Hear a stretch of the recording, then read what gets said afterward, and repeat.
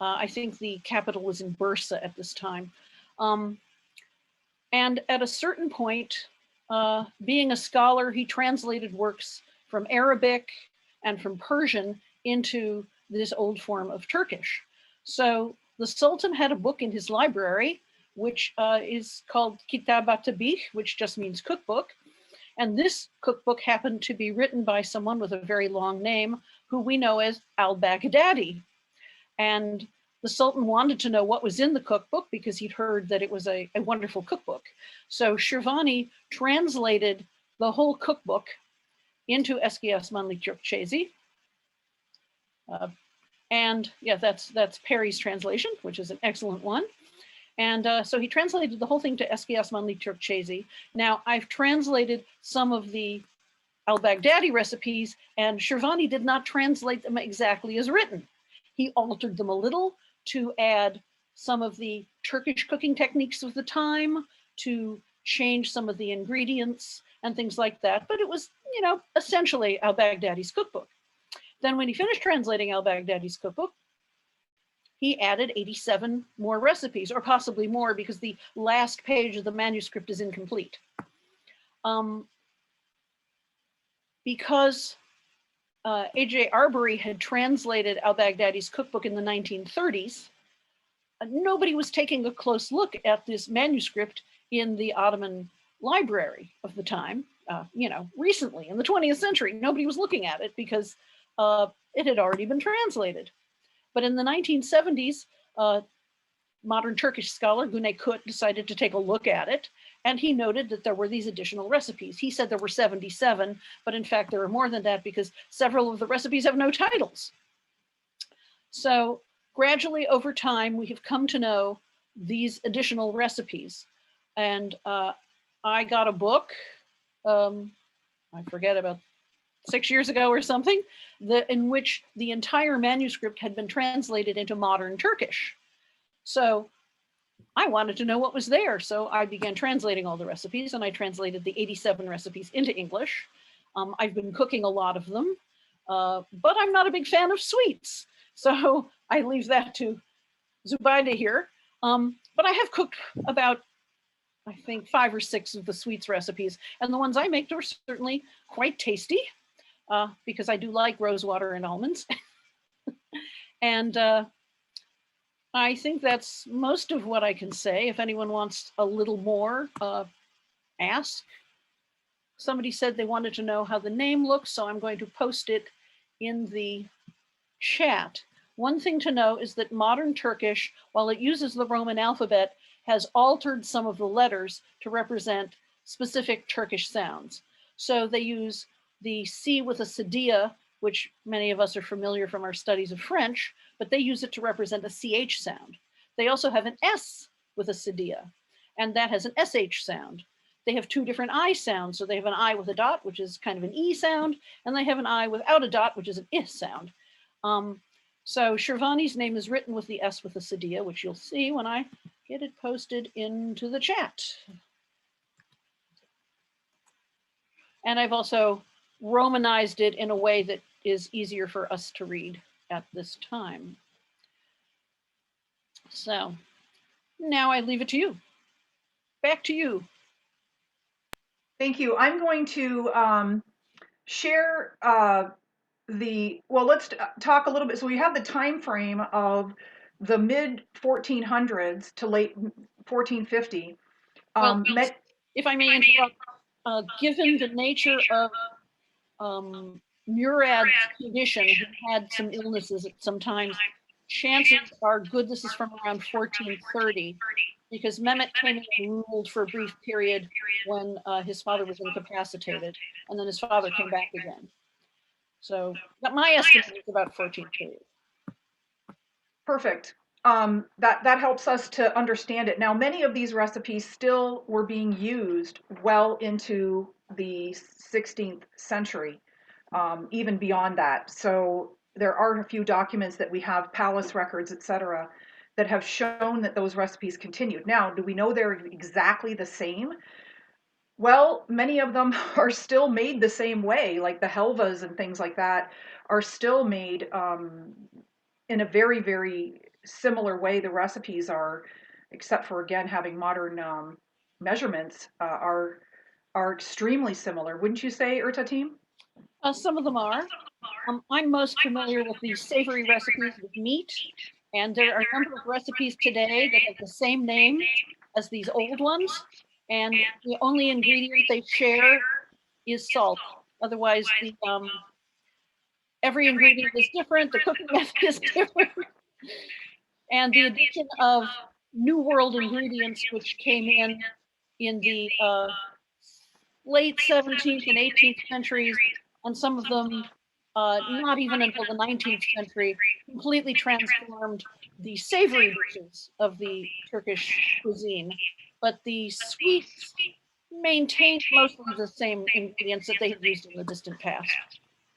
So what I have before you is a color-coded list of the sweet, what we've deemed sweet recipes in this manuscript. Now, there are some recipes that do include sweet flavors that we have not included in this list because their purpose is not to be primarily sweet, um, like the Rumanaya, which uses pomegranate syrup, and there's many others, many other examples.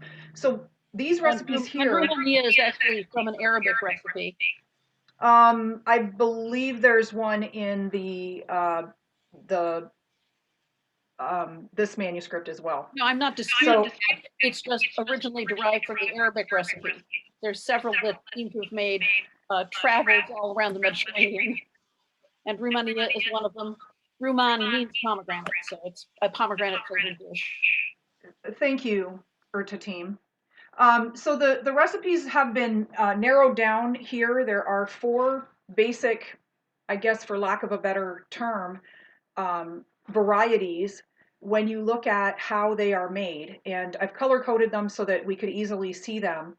The pink ones are what I deem to be pastries, either baked or fried.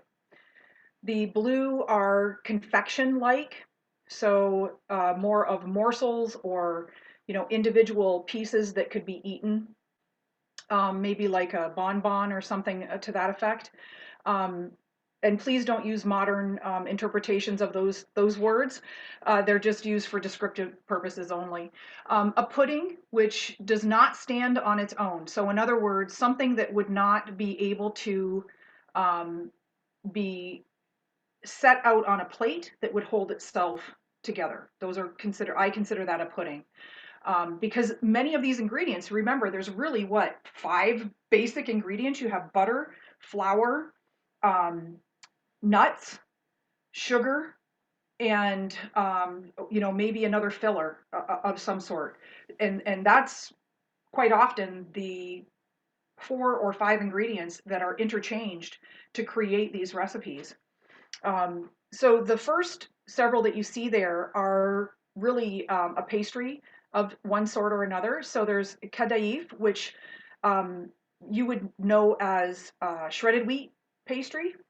And this is made basically by making a batter and then using a special tool, which you would basically cook or fry in oil or fat, and then you would soak it in syrup. Helva, which are several versions of helva, which is a sweet, and these ones are egg fries, or excuse me, an egg white puff, so they're combined with eggs and flour, and then cooked in oil. Shekabarek, which is the one that we're going to work on today. Um, I've not done the levzene, levzina. I guess I'm saying it, but I have made lausanage, and that is basically a marzipan in a pancake or in a very thin yufka, which means I guess we would compare it to phyllo dough, although it's different. So and it's rolled and then it's baked. Hamir double, which is kind of like donuts, donut holes. Um, Sheka badam, which is the almonds, candied almonds. Zulbia, which is a lovely another pastry. Mohalebi, which is a beautiful rice flour pudding.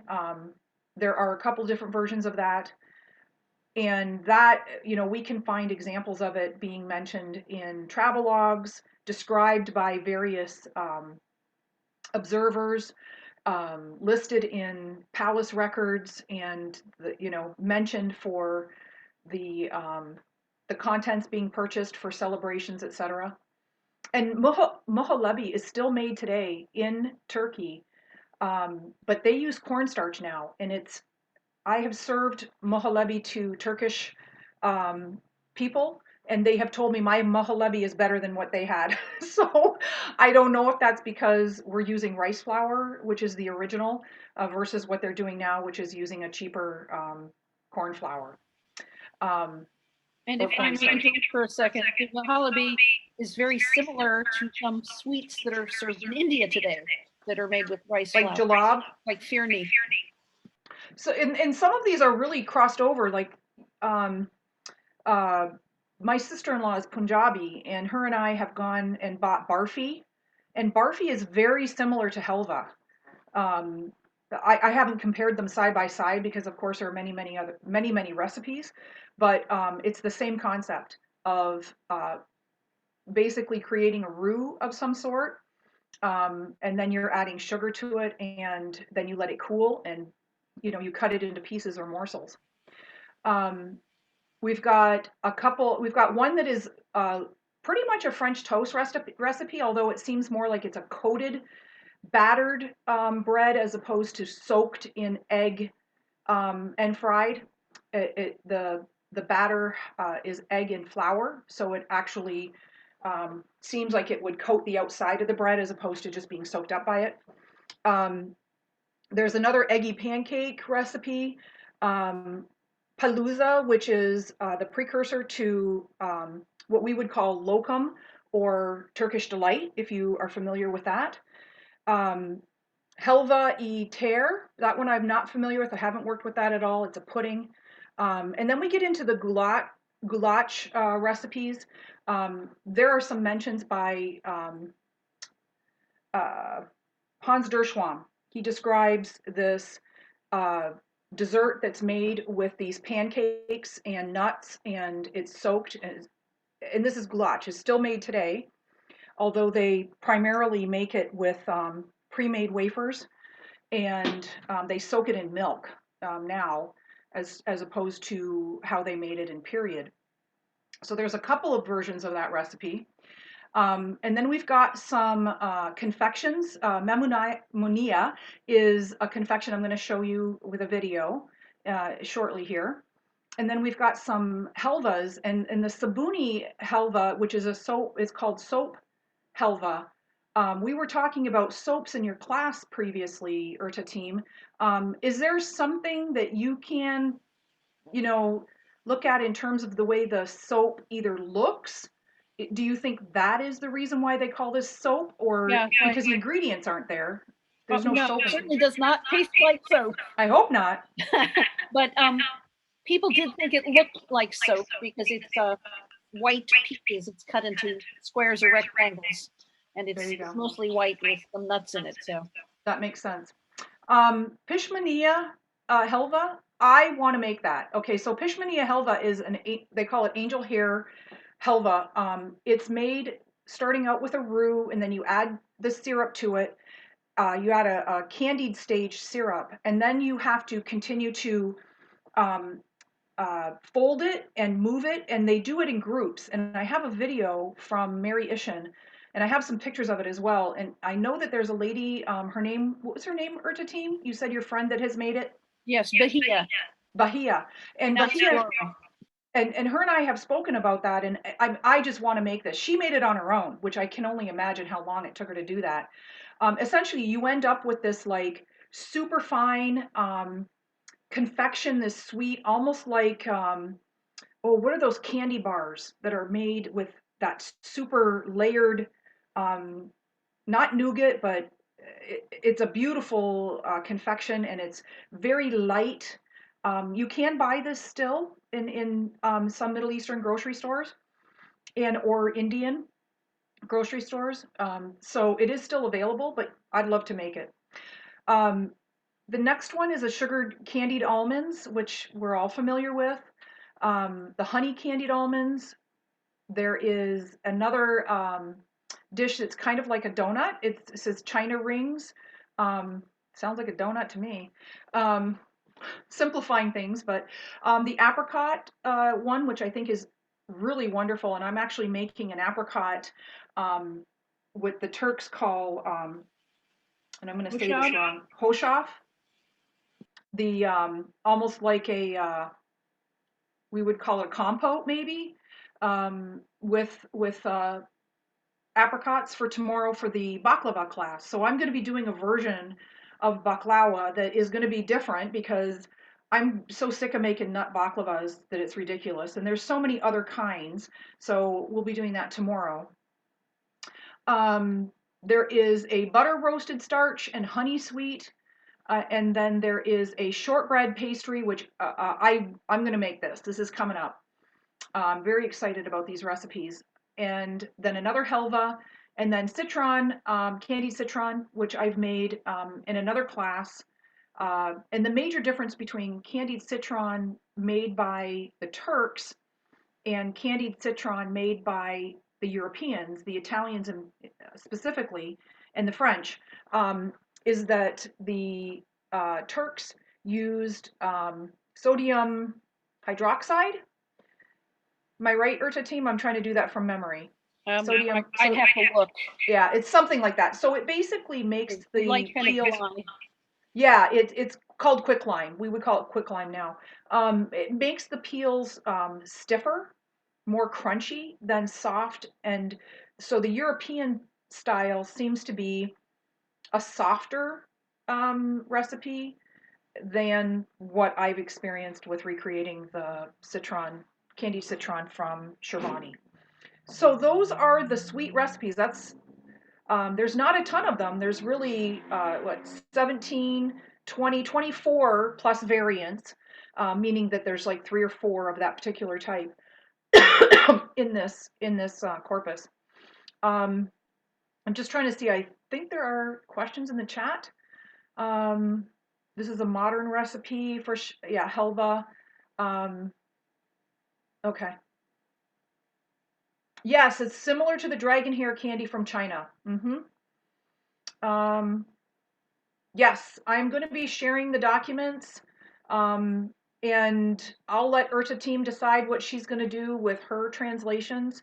I know we really want to recreate these, and we're really geeked about it. So, um, does anybody have any questions about this part so far? Feel free to unmute yourself. Go I ahead, have Bill, a quick, please. hi, I have a quick question. Boy, bad echo. I have a question about the use of lime. You mentioned that the use of lime makes the candied citron more crunchy as opposed to the European version where it's softer. I'm wondering if that's like the same impact that modernly pickling lime is used to make the pickles crunchier. Yes, that's the ingredient that it is. It's the pickling lime. It's pickling lime. Okay, yeah, I was just curious if it was that'd be an interesting area to explore in terms of the chemistry of what's going on there. But that's modern stuff. People have gotten away from using quicklime with pickles because it lowers the acidity. And if you're not careful, you can end up with botulism in your pickles. Not good. Um, I've I've used the lime in curing olives Hmm. because there are some recipes actually in the Khans al Fawaid that call for lime. Hmm. So Yeah, so it's nice to see this interesting change. So what I'm going to do now is I'm going to take a moment and just talk a little bit. I want to, first of all, make sure that you all know that Urta team is the one who translated these. Now, I many years ago had actually translated some of Shervani's recipes with the help of someone by working with the book that Stéphane Stéphane Gerasimos. à la table du grand turc. Yeah. I translated the entire thing. Well, and I did this back in 2008 or something like that. I was working on an ebook, and we wanted to have something that was accurate.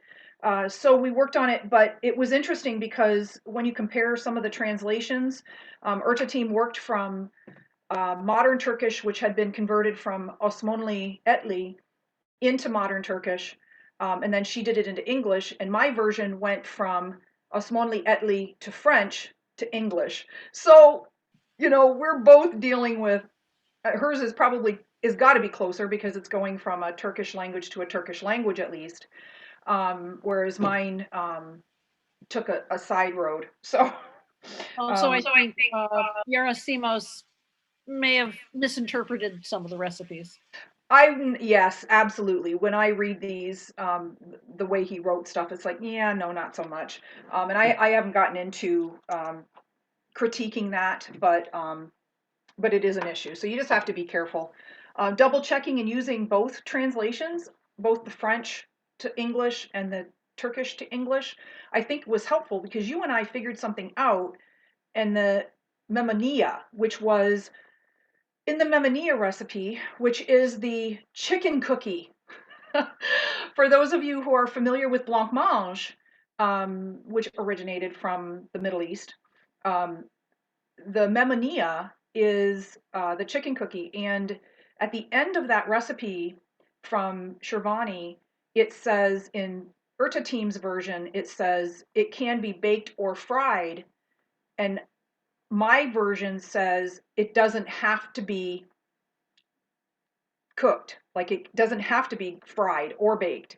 So the way that I've interpreted this might be different than the way that Urta Team might interpret it. And I interpreted it that it could be baked or fried or not. It doesn't have to be cooked at all. And it really doesn't when you make it.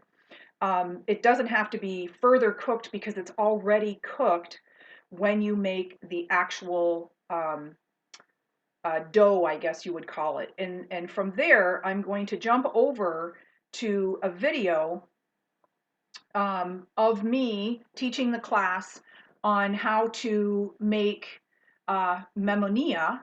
Does anybody have any questions before we take a look at that? Okay, so bear with me because I don't have this downloaded. I'm going to turn this down. Remember that what we're trying to replicate is yeah, it's going to buffer. Which, honestly, I've always thought that a electric stove did it better if you could get it to be controlled. So we're going to just blend this butter into the flour. This is a rice flour. This is what it looks like in the bag. I've never seen it before. I get mine at an Asian grocery store. It's very inexpensive, about $1.29. Well, I guess relatively a pound. This recipe is going to use less than half a pound. Your video is not displaying. Oh, it's still the recipe list. Interesting. Hold on a second. Thank you for saying something. Here I thought I was being all fancy. And I have to do a new share. And so unshare. I'm sorry, unshare. And then share the new window. Okay, unshare. It's only giving me new share. Can my cohort help me out here?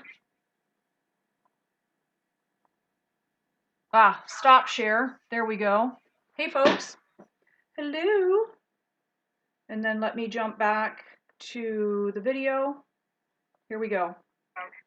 Okay, can we stop just a moment because we're going to switch who's recording. I'm going to stop and Patrick's going to start up.